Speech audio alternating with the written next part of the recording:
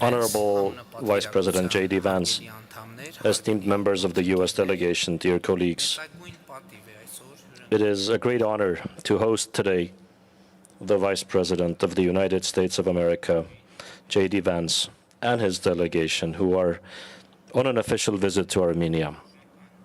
This visit is of truly historic and symbolic importance. This is the first visit by a U.S. Vice President to the Republic of Armenia.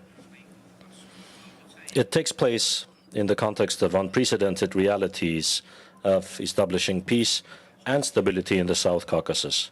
It reflects the depth of the strong and strategic partnership forged between the Republic of Armenia and the United States of America. Dear Mr. Vice President, our first meeting at the White House on February 7, 2025, had great importance for the events that subsequently unfolded. Taking this opportunity, I would like to once again express the gratitude of the government of the Republic of Armenia to the President of the United States of America, Mr. Donald Trump, and also to you for organizing the Washington Peace Summit on August 8, 2025, through which we gave a strong boost to Armenia-US bilateral relations. And with the personal involvement of President Trump, we established peace between Armenia and Azerbaijan. After the Washington Peace Summit, President Aliyev and I nominated President Trump for the Nobel Peace Prize through a joint letter, and I have great hope that the President will rightfully receive this award in 2026, the Nobel Peace Prize. Vice President J.D. Vance's visit is a crucial step in institutionalizing peace and expanding the Armenia-US strategic partnership. I presented to Mr. Vance the positive processes underway in the South Caucasus, as well as the details of the discussions that took place a few days ago in Abu Dhabi between me and the President of Azerbaijan. The discussions were aimed at potential new steps for strengthening peace between our two countries. On this occasion, I also reaffirmed Armenia's commitment to supporting the peace and peacekeeping mission of the U.S. government, including the activities of the Board of Peace, the charter of which I had the honor of signing on January 22 this year during the official ceremony in Davos. I would also like to note that I have received and gladly accepted President Trump's invitation to participate in the inaugural meeting of the Board of Peace on February 19.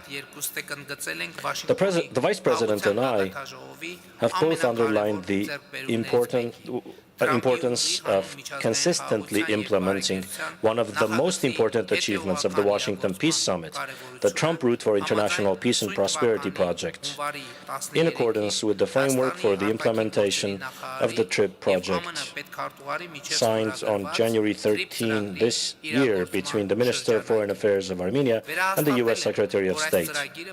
We reaffirmed that this project, in addition to the most serious peace dividends, will also have regional and global significance, developing unhindered communication between West and East. We expressed our satisfaction with the preparatory works for the implementation of the project, as well as the progress of the feasibility studies that were launched a few days ago. We also discussed with Mr. Vance the prospects for complete deblocking of the region as essential guarantees of stability and peace in the South Caucasus.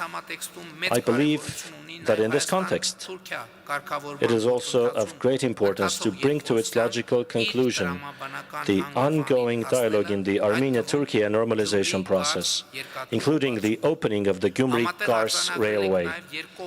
We jointly underscored also the significant achievements in bilateral relations, including in the fields of artificial intelligence and innovative technologies. I am pleased to note that the memorandum signed between Armenia and the United States on August 8 in the field of semiconductors and artificial intelligence will bring to life the mega project of the company Firebird, building an artificial intelligence plant and data center in Armenia. In this regard, I should note that the recent approval of the issuance of export permits for the next batch of super powerful chips produced by NVIDIA for exportation to Armenia.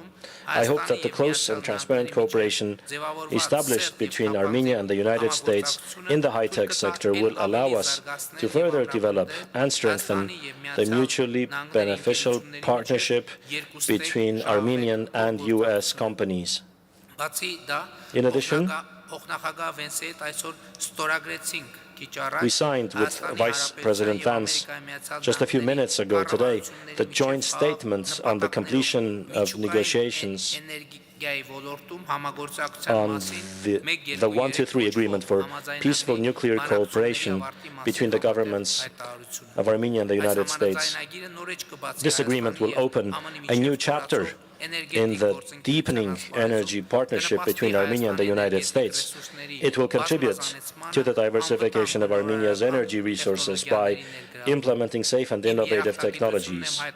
I also expressed my gratitude for the long-standing support provided to Armenia by the United States in the field of nuclear security, nuclear safety, and I expressed willingness to further develop sectoral cooperation in areas of greatest importance to both countries. We have also made significant progress in the fields of Armenia-U.S. military and defense partnership. In continuation of the bilateral long-standing security cooperation and the Eagle Partnership military exercises ongoing for 3 consecutive years now, Armenia acquired from the United States VBAT unmanned aerial vehicles, the effectiveness of which has been proven through extensive use experience and which will significantly contribute to strengthening our defense capabilities. I expressed hope that this transaction, implemented under the U.S.'s foreign military sales program, will serve as a basis for expanding our future cooperation. We noted that Armenia and the United States are committed to developing a mutually beneficial partnership in securing the extraction and supply chains of critical minerals and rare earths. Naturally, we also touched on institutional reforms in Armenia and the continuation of the long-standing support by the United States in this area, in particular, aspects of strengthening the state structures of Armenia and developing their capacity. In relation to this, I highlighted the importance of support provided to Armenia for capacity development under the Crossroads of Peace program. We both emphasized that relations between Armenia and the United States are stronger today than ever, and we expressed our commitment to further develop them for the benefit of our peoples. Honorable Vice President, I would like to once again welcome you, your wife, the esteemed Usha Vance, and your beautiful family. I say to you, Bari Galust Hayastan, welcome to Armenia, and express our gratitude for your commitment to further developing the strong ties between Armenia and the United States, and for your personal contribution. Thank you. Well, thank you, Mr. Prime Minister. It's great to be here in Armenia, and I'm especially grateful that you described the Second Lady as the esteemed Usha Vance. You won me some brownie points there, though I think she's going to expect me to call her the esteemed Usha Vance in the future, so you created expectations too. This is a beautiful country, a country that the President of the United States is very proud to partner with, that the President of the United States is very proud to have a great relationship with, and I know that President Trump sends his best regards both to you personally, but also to the people of Armenia. And what President Trump and the Prime Minister have accomplished together is really visionary. Peace is not made by cautious people. Peace is not made by people who are too focused on the past. Peace is made by people who are focused on the future. And because the Prime Minister made such great progress and has had such a great relationship with both me and the President of the United States, we're not just making peace for Armenia, we're also creating real prosperity for Armenia and the United States together. So much of the great economic cooperation that we want to announce today would not have been possible without your leadership, without the peace that you committed your country to, and without, of course, the President of the United States' leadership. And so I'm grateful for all of those things, because I really do believe that tonight marks a new beginning for Armenia and the United States and the partnership that our country can have together. Now, I want to announce a few things, and the Prime Minister announced a few of them, but I want to reiterate what we've done here and what we're going to continue to work on together. So first of all, he mentioned this incredible tech deal. The United States was proud to issue a number of export licenses for the sale of high-powered NVIDIA chips. Now, what does that mean? That means new markets for American workers and for American businesses, but it also means greater prosperity for the people of Armenia. These are chips that simply do not exist in most countries in the world. They are now going to be developed, and the data centers using those chips are going to be built, and in fact are already being built because of the Prime Minister's leadership, and we're very happy to partner on that. It will mean great things for American workers, and I think great things for the people of Armenia as well. We're also very proud to announce that our nations have completed negotiations on a 1-2-3 civil nuclear cooperation agreement. Now, once that is completely stood up, it'll pave the way for American and Armenian companies to strike deals on civil nuclear projects. That means up to $5 billion in initial U.S. exports, plus an additional $4 billion in long-term support through fuel and maintenance contracts. This is the classic win-win for both Armenia and the United States of America. It means stronger energy security for my own country, and it also I think means stronger energy security for Armenia, and it's also going to create a lot of new jobs back home in the United States. It means small modular reactors. American technology is going to be coming to this country, and again, it's one of the few countries where we feel confident enough to invest at this level, to send this kind of technology, and it's happening because of the Prime Minister's leadership. I'm also very proud to talk about the TRIP Enterprise Fund. I think most of you here are familiar with TRIP, with the historic transformation that it's going to bring to the region, but let me say a couple of additional things.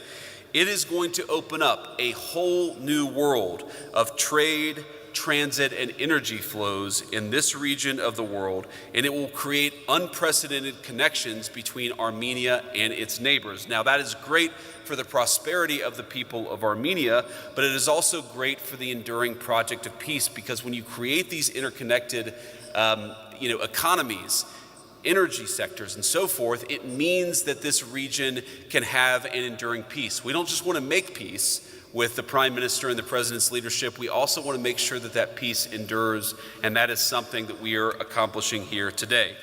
A couple of other things that I want to announce. There's a lot. This is a busy agenda here, and we're very proud of it. The TRIP Fund, what it will do is means that a lot of private capital is going to flow into building railroads, into building pipelines, and again, to building the interconnectedness that will create real prosperity for the region, but also allow the peace agreement to stick. I also was very happy with the Prime Minister just a couple of minutes ago to see some of the new drone technology that we will be selling to Armenia. As President Trump knows very well, the very best way to ensure that you have peace is to establish real deterrence. And the best way to establish real deterrence is with the best military technology in the world, and the United States has that. And for the first time, we are announcing a major sale of military technology, $11 million in surveillance drone technology to the Armenians and to our good friend, the Prime Minister. He's going to use that to secure his country and to make sure that the peace that we're creating sticks. That means for the United States, more jobs and more investment in our own defense technology sector. So let me just close here by saying that what's happening here today is truly historic. I am proud to be the first Vice President of the United States to visit this beautiful country. I'm very excited to get to see a little bit of it tomorrow. I'm very excited about the dinner that we're going to have. And I know that I'm the last thing standing between that dinner, so I'll try to speak very fast here over the closing couple of minutes. But this is one of the oldest Christian countries in the entire world, a true bedrock of Christian civilization and culture. As a devout Christian myself, I know the meaning of this country to the entire world and to the religion that the Prime Minister and I share. So to the people of Armenia and the great Prime Minister, I want to thank you for your partnership. President Trump is committed to this partnership, and so am I, and we're thrilled to be here to take the next step. God bless you. And I know now we'll take a couple of questions. Maybe Prime Minister, you can start. Մեծարգո պարոն վարչապետ, մեծարգո պարոն փոխնախագահ, հարգելի ներկաներ, այժմ մենք բացում ենք հարթակը հարցերի համար։ We now open the floor for questions. 2 questions from each side. Now we will open the floor for the questions. 2 questions from the representative of United States media and 2 from Armenia. And the first question from our colleagues from United States. Առաջինը Միացյալ Նահանգների մեր գործընկերների կողմից, խնդրեմ։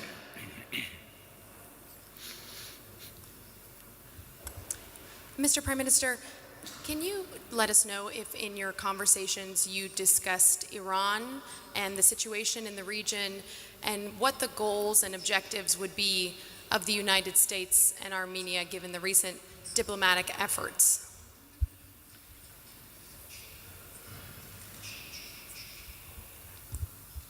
I am sure you noticed from our statements already that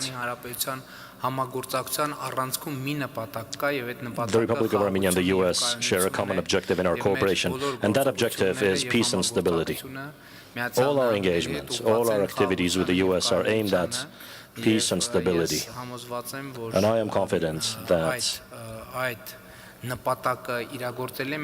this is an achievable goal. We are seeing now, and I had the opportunity of saying this in my opening speech, in the bilateral meeting, that it's very important to note that the peace that was declared on August 8, 2025 is now happening in reality on the ground. It is taking shape. And allow me to say that the cooperation between Armenia and the United States is a cooperation that brings peace, and so it will be always. Thank you. Next question. From Armenian side. Public TV, Irina Makarchan. Mr. Vice President, my question is for you. Mr. Vice President, although you did refer to the TRIP project in your speech, but I would like to ask you for some details. How would you assess current progress? How much investment is expected or planned to be made by the US in the project, and what economic benefits do you expect of this project? Thank you. Well, in terms of the amount of investment, we've talked to a number of partners in the region, but also across the world who are very interested in it. They think that it's a very fertile investment opportunity. We actually spent a fair amount of time talking today about how we could make things go faster. I think the Prime Minister wants things to go as fast as possible because, again, this interconnectedness, this economic development is good for prosperity, but it's also good for peace. The United States is certainly going to play a very positive and constructive role in this, but I don't think that money is the issue. I think there's actually a lot of capital interest in this particular project. There are a lot of people across the world who think that they can make a good return on investment by investing in Armenia and investing in this TRIP project. I think the question is really, how do we get the peace deal into a good next phase? How do we keep the Prime Minister in a good place where he can start to focus on the future? I know he has an election coming up. I won't talk about that, but to the extent my endorsement means anything, he certainly has it, because this is a guy who can build the long-term partnership to make this kind of a thing stick. This has not happened overnight, but I think we've already made great progress in just the months since August 8th. Thank you. The next question. Next questions from the colleagues from the United States. Thank you. Mr. Vice President, on the Iran negotiations, would the U.S. allow limited uranium enrichment, or is no enrichment whatsoever a red line in negotiations? Well, I think the president's going to make the ultimate determination about where we draw the red lines in the negotiations. If you go back to the original negotiation that happened between us and the Iranians, the president was trying very, very hard to actually strike a constructive deal that would have been good for the United States. But frankly, the entire administration agreed if the Iranians were smart enough to have made that agreement, then it would have been good for them too. We're obviously much more focused tonight on the issues related to U.S.-Armenia cooperation, but I'll let the President speak to exactly where he wants to set the lines of negotiation. As you guys know, he typically does that privately. He doesn't announce what he's going to do in a negotiation because he thinks that it constrains him in private. He's going to have, I think, a lot of good conversations with his team and with others in the days and weeks to come. I'll let the President set the terms of those negotiations, but with all due respect to our friends in the media, I think the President is going to preserve decisional space for himself, and that means not revealing too many of his cards publicly. I have one more follow-up on the Iran negotiations. Has the violent crackdown of protesters in Iran been part of those negotiations? Does the U.S. Want to push for any kind of human rights assurances to be part of a deal? Well, I think as the President has said publicly, it's already very much been part of the negotiations that we've had. It's one of the things the President made a very strong demand is that there were prisoners who were going to be executed. The crackdown was, of course, very brutal and violent. And as the President, the entire administration has said, we stand with the people of Iran. We stand with the right of peaceful protest across the world, and certainly people who want to exercise that right in Iran. But absolutely, the President has made that part of the conversations that he's had, not just with the Iranians, but with people all across the region. I'm sure that will continue. Եվ հաջորդ հարցը հայկական կողմից, and another question from Armenian side. Thank you. Armen Press News Agency, Anna Kazarian. Mr. Prime Minister, you said in your statement after the document signed on August 8 up to now how much work has been done, and you also generally explained the areas in which we should have expectations in the future. Generally, could you please assess the current level of Armenia-US relations, the current progress of activities, and in the near future, what specifically should we expect? Well, I think this site underlines the level of current relations between Armenia and the U.S. Our current level of relations is higher than ever, but it's important, as we underscored with the Vice President, the great potential for further developing our relations. Indeed, we are at the highest point today. But the agenda that we referred to in our statements, just implementing that agenda would multiply the scope of our cooperation. And this is very important. We have established a strategic partnership, but it's important to note we are now able to demonstrate concrete manifestations of that strategic partnership, which are tangible, which are visible, and of course, my special appreciation goes to United States President Donald Trump for his personal engagement, but also a few times today, I have already thanked and thanked Vice President J.D. Vance for his personal engagement, because we know on February 7, 2025, the meeting at the White House and the very meaningful discussion and the conversation we had back then was pivotal for the subsequent events. And I expressed special gratitude to the Vice President, because during those days when we were having that meeting, how can I put this correctly? The White House was still transforming. I might even say the Vice President was probably hadn't moved in fully to that work environment. And I very highly appreciate that under those circumstances, he considered that to be an important conversation. So calmly, quietly, for quite a long time, and we thoroughly discussed the opportunities and the agenda that could reach us to today's point. And it is worthy of particular appreciation in that environment. And when I got back to Yerevan,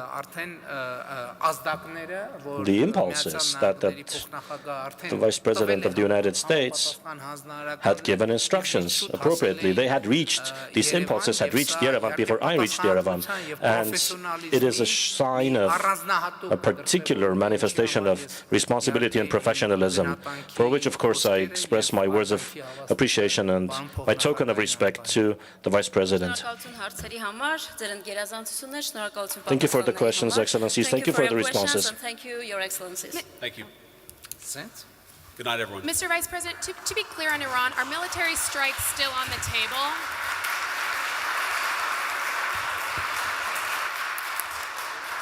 Mr. Vice President.